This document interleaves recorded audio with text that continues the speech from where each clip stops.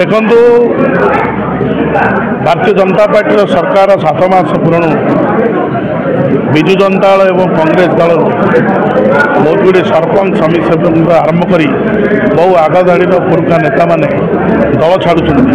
24 ବର୍ଷ ଭିତରେ ବାଙ୍କିରେ ଯେଉଁଭଳି ଭାବରେ ଅରାଜକତା ସୃଷ୍ଟି ହୋଇଛି, କର୍ମୀମାନଙ୍କୁ ଯେଉଁଭଳି ଅଣଦେଖା କରାଯାଇଛି, ସରପଞ୍ଚମାନଙ୍କୁ ଯେଉଁଭଳି ଭାବରେ ସ୍ଥାଣୁ ଭାବରେ ବସାଇ ଦିଆଯାଇଛି, ସମସ୍ତେ ଅତିଷ୍ଠ ହୋଇ ପ୍ରତ୍ୟେକ ଦିନ କିଛି ନା କିଛି ବିଜୁ ଜନତା ଓ କଂଗ୍ରେସ ଦଳ ତ୍ୟାଗ କରି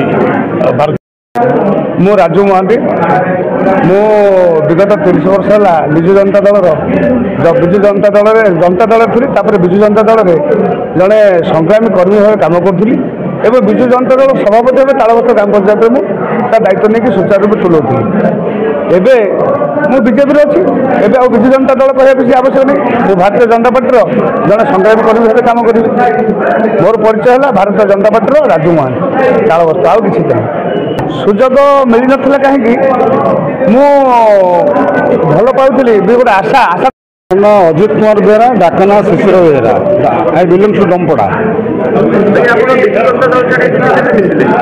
ବିଜୁ ଜନତା ଦଳ ପ୍ରତିଷ୍ଠା କରାରେ ଏବଂ ପ୍ରଭାତ ତ୍ରିପାଠୀଙ୍କୁ 8 ଦିନ କାଳ ସତ୍ୟନଗର ଆଇରେ ରହି ଅଶୋକ ଦାସ ପ୍ରେସିଡେଣ୍ଟ ଥାନ୍ତି ବି ଜନତା ଦଳର ତାଙ୍କ ପାଇଁ ଲବି କରିବାକୁ ଆଣିଥିଲି। କିନ୍ତୁ ସେ ଦଳରେ ମୁଁ ଅନୁଭବ କଲି ଗଣତନ୍ତ୍ର କିଛି ନାହିଁ। ମାନେ ସତେ ଆମେ ଏଇଟା ତାର ଗୋଟି ଶ୍ରମିକ, ସେ ନିଜେ ନିଜର ପ୍ରତିଷ୍ଠା କରିବା କଟକ ଭୁବନେଶ୍ୱର